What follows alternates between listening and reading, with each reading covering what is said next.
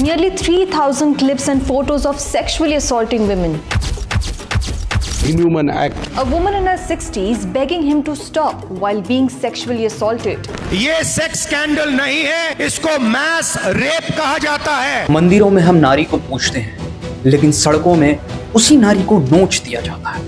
Women across the country are not safe. Probe gains momentum in the Kolkata hospital horror. There's outrage over a 3-year-old toddler's rape in Gujarat. Brutal assault on her private part. Rape सिर्फ एक crime ही नहीं है, यह system का एक failure, police की धीमी चाल, कानून की देरी और समाज के गंदे सोच का रिजल्ट। और सबसे घटिया बात तो यह है कि जब विक्टिम से पूछा जाए कि रात को बाहर क्यों गई थी, चुप क्यों नहीं रही, कपड़े कैसे पहने थे, लेकिन रेपिस्ट से कोई ये नहीं पूछता कि तू जिंदा कैसे है। एक लड़की जब टूट कर चुप हो जाती है तब हम न्यूज बदलते हैं, अगला शहर, अगला केस, अगला हैशटैग। और अगर आज भी हम नहीं बोले ना, तो कल किसी की मां बहन सिर्फ एक नंबर बनकर रह जाएगी।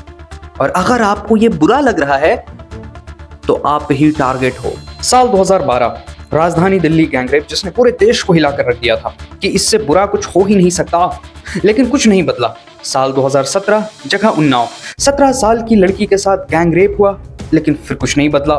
साल 2018, जहां 8 साल की एक बच्ची के साथ 8 लोगों ने मिलकर के गैंगरेप किया। उस बच्ची का नाम आसिफा था, जगह कठुआ। 2019 में आया हैदराबाद सुर्खियों में, और वहां पे एक डॉक्टर के साथ 4 लोगों ने गैंगरेप किया और उस डॉक्टर को, उस नेम वाज डॉक्टर प्रियंका, उसे जिंदा जला दिया गया। 2020 याद है ना, या भूल गए? 2020 में हाथरस रेप केस हुआ। साल 2025 में आप लोगों ने कोलकाता रेप केस के बारे में तो सुना ही होगा।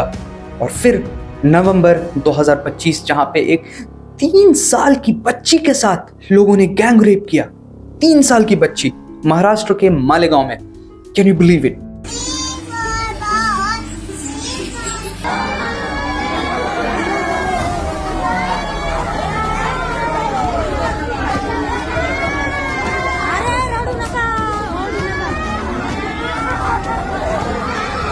सिस्टम तो इस कदर कुंभकर्ण की नींद सोई हुई है कि उसे जगाने के लिए लोगों को रोड पे उतरना पड़ता है। फिर सिस्टम ये देखती है कि रोड पर कितने लोग उतरे हैं, उन लोगों में गुस्सा कितना है, गुबार कितना है, क्योंकि अब सिस्टम की स्पीड और काम करने का तरीका पब्लिक सेंटीमेंट से तय होता है। और आपने देखा कि महाराष्ट्र में इस बच्ची के लिए एक प्रोटेस्ट निकाला गया और उस प्रोटेस्ट में पुलिस ने प्रोटेस्टर्स को ही अरेस्ट कर लिया। बंगाल में प्रोटेस्ट निकला, पुलिस प्रोटेस्टर्स पे ही हावी हो जाती है। बंगाल में एक डॉक्टर का रेप किया जाता है, उसे मार दिया जाता है, तो लोग कहते हैं कि रात में क्यों थी? अरे दिन बदला, तारीख बदली, शहर बदले, सरकारें बदल गई, लेकिन अगर नहीं बदला है तो समाज का रवैया टुवर्ड्स वुमेन। आपकी स्क्रीन पर देखिए ये डेटा। एनसीआरबी 2022 के हिसाब से इंडिया में पिछले 1 साल में टोटल 31,516 रेप केसेस हुई हैं। जो रिपोर्ट नहीं हुए हैं उन्हें तो आप भूल जाइए। रिपोर्टेड केस का ही मतलब है कि 86 महिलाओं के साथ देश में हर दिन बलात्कार जैसा जुर्म होता है। इसका मतलब ये हुआ कि हर एक घंटे 3 से 4 बलात्कार इंडिया में रिपोर्ट किए जाते हैं। जिस वक्त मैं ये वीडियो बना रहा हूं उस वक्त भी देश के किसी कोने में किसी महिला का या किसी बच्ची का बलात्कार हो रहा होगा, और जब आप वीडियो देख रहे हैं तो उस टाइम भी किसी महिला या बच्ची का बलात्कार हो रहा होगा। यहां मैं सरकार से सवाल पूछता हूं, क्या आपने रेप की नई परिभाषा लिखी? क्या आपने सेक्शन 509 में संशोधन किया? क्या आपने लॉ एनफोर्समेंट एजेंसीज की और पुलिस की अकाउंटेबिलिटी विमेन सेफ्टी को लेकर बढ़ाई? क्या आप खुद अकाउंटेबल हो विमेन सेफ्टी को लेकर के? No, none of them. चाहे वो सरकार किसी की भी हो, चाहे वो बीजेपी हो, टीएमसी हो, कांग्रेस हो या कोई भी स्टेट पार्टी हो, क्या आप ये कर रहे हैं? The answer is no। 2012 में पैम राजपूत कमेटी ने कहा कि 33% रिजर्वेशन से काम नहीं चलेगा, विमेन को 50% रिजर्वेशन देनी होगी। आखिर 2012 में पैम राजपूत कमेटी को यह कहने की जरूरत क्यों पड़ी? इसका सीधा सीधा एग्जांपल आपके नजर के सामने है, प्रेजेंट में बीत रहा है। आज के हमारे पुलिस फोर्स में सिर्फ 11.7% विमेन है। आउट ऑफ 33 जजेस in the supreme court of India, only 3 are women. Out of all the judges in all the high courts of India, only 13 women judges are there। आने की बात तो ये है कि जब हम ग्लोबल रिप्रेजेंटेशन ऑफ women का एवरेज देखते हैं तो it is around 25%, बट हम अपने देश में जब women representatives की बात करते हैं तो it is less than 14% in Indian Parliament। Can you believe it? You must believe it because these all are facts. Representation of women में तो भाई हम बांग्लादेश से भी पीछे हैं।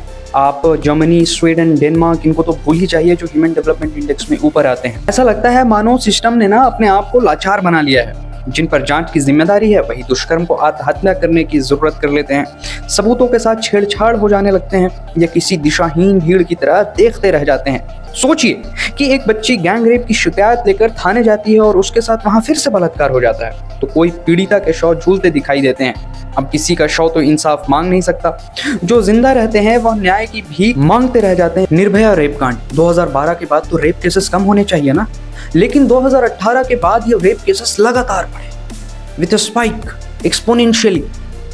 और आपको जानकर के हैरानी होगी जब किसी बच्ची का या किसी महिला का या किसी लड़की का रेप कर दिया जाता है तो उस पे क्या बीतती है मेंटल लेवल, फिजिकल लेवल पे, उसके परिवार पे क्या बीतती है।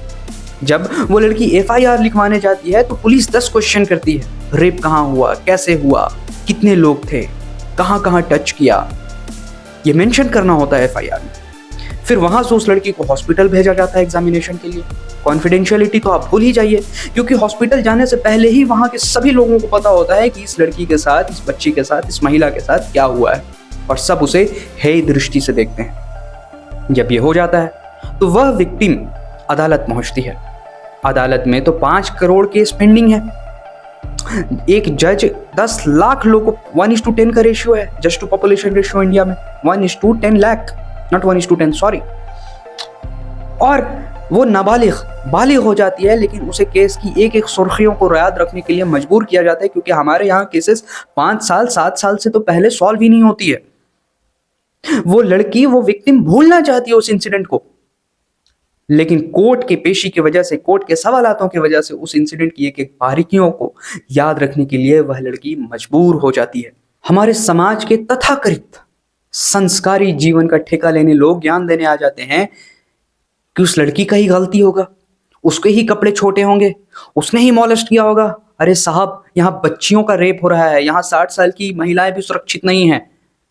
और लड़की जब पैदा होती है तो कपड़ों के साथ पैदा नहीं होती है, कोई भी कपड़ों के साथ पैदा नहीं होता है। और अगर कोई लड़की कपड़े छोटे पहने, कपड़े ना भी पहने और रोड पे घूम रहे हो तो किसने हक दिया किसी लड़के को उसका रेप करने का? Even if the woman is naked, किसने हक दिया किसी लड़के को उसे मॉलेस्ट करने का, रेप करने का, छूने का? किसने हक दिया? Where are the women wrong? जो मैंने वो पहने, नहीं मैंने नहीं पहने, you don't have any right to molest anybody. आपको जानकर के हैरानी होगी, जो कोलकाता रेप केस 2024 में हुआ तो हमारे समाज के लोग गूगल पे उस पीड़िता के नाम से, क्योंकि ये गूगल ने खुद रिपोर्ट दिया है कि 3000 से ज्यादा बार उस पीड़िता का नाम लेकर के पॉर्न साइट्स पर rape photos, rape videos search किए गए हैं।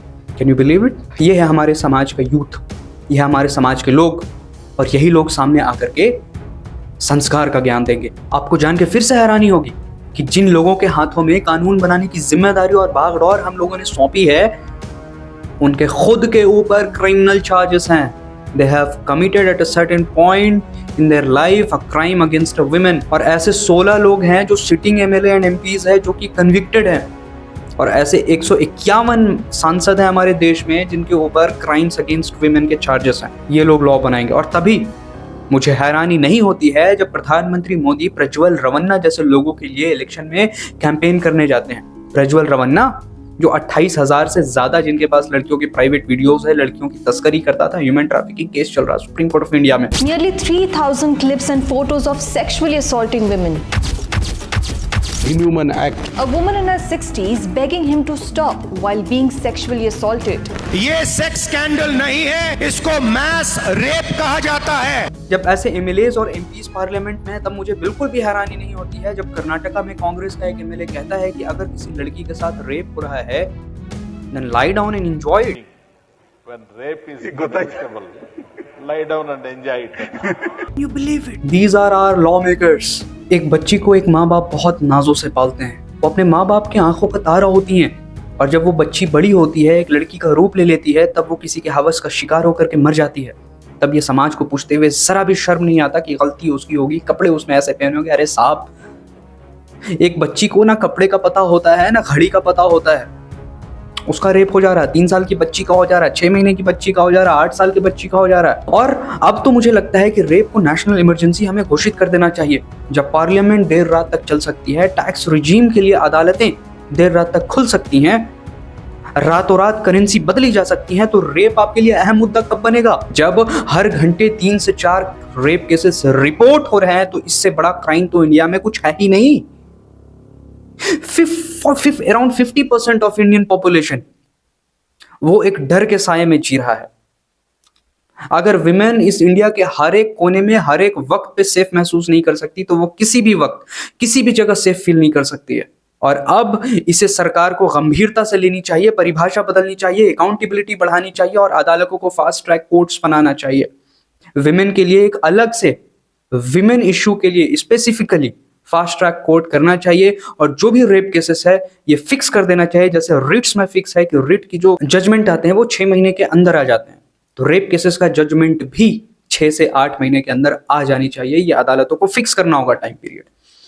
ऐसा ना हो कि 10 सालों तक उस लड़की को उस इंसिडेंट की सुर्खियों को याद रखने के लिए मजबूर किया जा रहा हो क्योंकि आपका जस्टिस सिस्टम डिलेड है। इट शुड नॉट हैपन, क्योंकि ये हमारा राइट टू लाइफ का पार्ट है। Right to live with dignity, right to live with happiness is a part of our most important fundamental right, that is Article 21, right to life.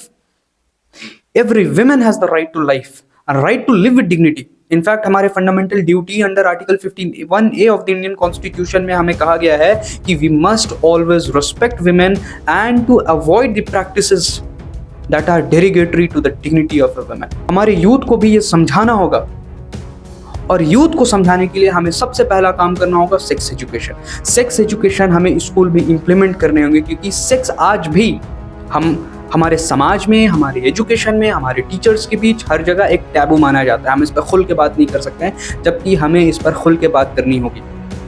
और sex education की ज़रूरत लड़कियों से ज़्यादा लड़कों को है। लड़कों को बताना होगा कि ये गलत है, ये सही है। जब एक 3 साल की बच्ची को, एक 2 साल की बच्ची को, एक 4 साल की बच्ची को हमें ये सिखाना पड़े कि गुड टच और बैड टच क्या हो जाता है, तो हमें ये मान लेना चाहिए कि we have failed as a citizen of this country, we have failed as a society and we have failed as a nation when it comes to women safety in India. और तब हमें जरूरत पड़ेगी कि how to educate Indian boys. Indian boys को educate करना ज्यादा जरूरी है। बेटी बचाओ बेटी पढ़ाओ की जगह बेटा पढ़ाओ का नारा ज्यादा जरूरी है। बेटों को सभ्य बनाओ, बेटों को मॉरल बनाओ, ये ज्यादा जरूरी है। मीडिया में, स्कूल में, सरकारों की स्कीम में, तीनों जगह इस मुद्दे को बराबरी से उठानी चाहिए। स्कीम्स बननी चाहिए, लॉज बनने चाहिए, इन्फोर्समेंट होना चाहिए और एक जबरदस्त अवेयरनेस कैंपेन चलाना चाहिए। यूएन के सस्टेनेबल डेवलपमेंट गोल का 5th पॉइंट है ये कि हमें 2030 तक जेंडर इक्वालिटी अचीव करनी है। साहब, हम जेंडर इक्वालिटी में ग्लोबल जेंडर गैप इंडेक्स में टोटल 146 कंट्रीज के लिस्ट में 129th नंबर पे हैं। तू बोलेगा मैं तो ऐसा नहीं हूं, लेकिन जब तेरा दोस्त सेक्सिस्ट जोक मारता है तब तू भी हंसता है।